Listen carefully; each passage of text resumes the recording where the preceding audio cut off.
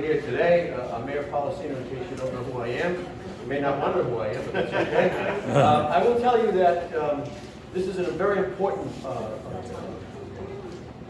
change, if you will, for us with the schools. We need schools. This school that you're obviously in now, it just had a birthday. It's over 100 years old. It's 100 years old. And I will tell you that the only school I ever got thrown out of was the Thornton Elementary School.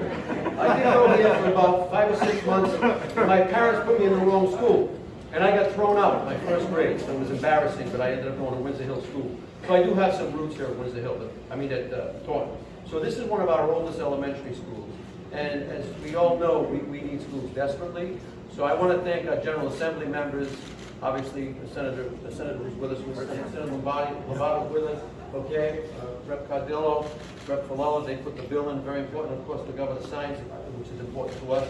This will be a $215 million bond question that's going to go before the voters. We're looking at April 5th to go before the voters. There will be some correspondence coming out from myself, the council members and the school committee. My school committee chairman's here, Rob LaFazia. Rob, where are you? Hiding over there, yeah. And we have members of the school committee here. Welcome here. We want to welcome you all. And Dr. Doolittle here. So this is important for all of us. And as I said, this is going to change our town in such a direction. It's going to be phenomenal. It's probably the biggest investment that we've done in the history of Johnston since it was incorporated in 1758, I believe. But it's really important to all of us, but mostly it's important to our students. Obviously, present and future students is very, very important, and also the teachers. You know, I'm a strong proponent of our school system here in town. We've got a great school system. Our teachers are fabulous. They work very hard. We want to give them the tools that they need. And as I said, we want to make sure that our students are prepared as they leave us and go on into the world and make this world a better place for all of us to live, work, and play. So with that said, I'm going to ask my dear friend, Governor McKee, if he would do some signing. And as I said, perhaps we'll get this bond question, hopefully with the media's help. We'll need your help to push this. We will, as I said, we'll be sending correspondence. And as I said, the mayor's office, the Johnston Town Council, I have Councilman Savetti is here. So Councilman Savetti behind me. And Councilman Linda Poparelli, where are you, Councilwoman? Right here. So I don't have eyes behind my head. So. But they've been also really pushing this. This is very important for all of us. It's very important, as I said, for the people of this town. And when you got new schools, you know, we're going to close down a few of the satellite schools like this one. And of course, when you put all the kids together, I think it's a great idea. I know the school committees worked very, very hard to get the plans. They work along with our town council and our General Assembly. So once again, my heart goes out to the General Assembly. I know it's very difficult to get things done up there with COVID and stuff. I know it's hard, so thank you. They pushed this through. They knew this was important because this is time sensitive, very time sensitive. We had to get this done because we have to follow the Secretary of State's rules, and it's the second Tuesday of the first Monday and crazy stuff. We got it done. So, Governor, yes, is your hand in good shape? I am. Very good. I am. I'm happy to be here with you in Johnston and with your school committee and your council and your reps and your senators, and we're making an effort statewide, but to have leadership that you provide, Mayor, in this community is really, there's no one that does it better than Johnston. And whether it's really embracing families or embracing business, and also your strong support for the schools.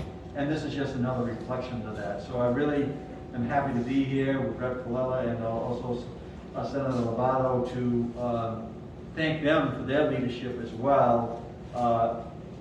We know that there's a great amount of momentum that we have in the state of Rhode Island on many, many levels, and we are going to take advantage of that, and that's what you're doing here today. Right. I just want to add one thing, Governor. I yes. forgot to mention. I know the place looks immaculate because of Dave Bernard, facilities director, but don't let that fool you. I was concerned. I would rather have the floors be dirty and scuffed. We really need the schools, but we really do need them. Well, I think you're going to, well, with the leadership as I'm aware of as a former mayor and worked with you and now and then Lieutenant Governor and now Governor, you're going to get a great deal of support from this community because they are very supportive of what's in the best interest of Johnston. And this is in the best interest of Johnston. So let me just sign here, and then I'm going to give one of our ceremonial pens to the senator, and then I will also give one to the rep. So that's done on the Senate side, there's the senator. And that's great. And then, of course, our rep, thank you so much. Yeah, this is great. Yeah, and it's a reflection of what's happening in Rhode Island right now, that communities are feeling so optimistic, and they know, and they're being very forward-thinking in terms of what's going to really help our communities get stronger. And so your leadership is so important. So you can hold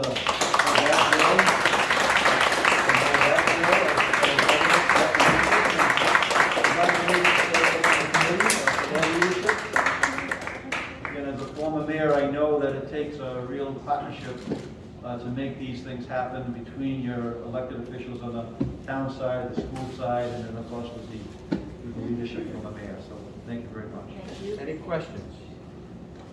What's going to happen with the buildings that you close? Well- I need you to my concern. I'm sorry.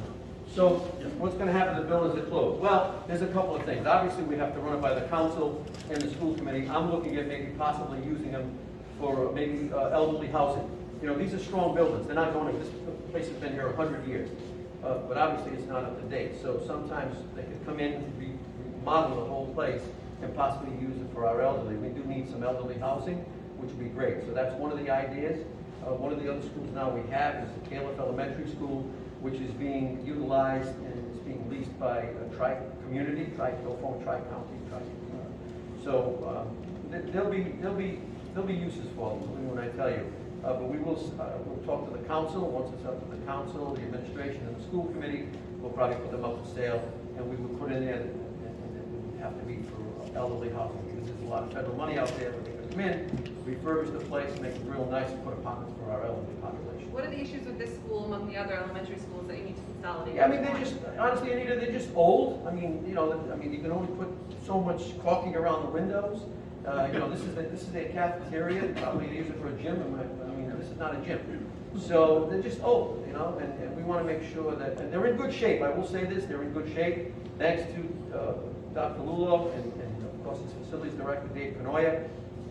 They're immaculate. You can eat off the floor. They're probably more sterile than some of the hospitals. I'm not naming any hospital, I'll get in trouble. But they are clean. They're very clean. And as I said, they're just old. And our students deserve better. And our teachers and obviously the ancillary staff that help educate our kids, that take care of our kids, they deserve better. So this is something, we're doing this really at virtually, it'll be as I say, it'll be a negative cost to the taxpayers. We've had so much growth and development in this town that it'll be really a negative cost to the taxpayers once this goes out for vote. We're going to make sure they know that. So we're looking forward to it. The mayor's behind it, our town council's behind it, our school committee's behind it, our senators and reps behind it. We're going to work together, by the way, and get this passed. This is very important to us. So this is our time. This is the time when Johnson will shine, ensuring that our children obviously have a bright future. And I'm not saying they don't now, but this is going to make it a lot better, a lot nicer. I'll give you another example, Johnson High School. I mean, this year will be 50 years I graduated from that school. That school's old, and it's one of the newer schools, if you will. So that's old. I think it was completed in '68. So this will be, I guess I'm exposing my age. It'll be 50 years this year that I graduated from the Johnson High School. When I went there, it was brand new. Now, obviously, we're going to invest in Johnson High School as well as the middle school. But I'm so excited, and I'm just hoping that my colleagues don't forget me, because this is my last year. And they invite me to like the ribbon cutting. I'll sit in the back, and as long as they invite me, this is something I want to see, that I can, kind of put my head on the pillow and say, this is something that I had something to do with, along with the council, the school committee, and the senators and reps. So this is important. This might be a school's question for the superintendent, but 5th grade is moving to Ferry, right? That's correct. Can you just come Stop, to the mic, come up to the please? mic. That's different. So explain to me the logic behind that and how that will transition on the town level. So as you know, we wanted to build a comprehensive elementary school, but we wanted to keep the population manageable.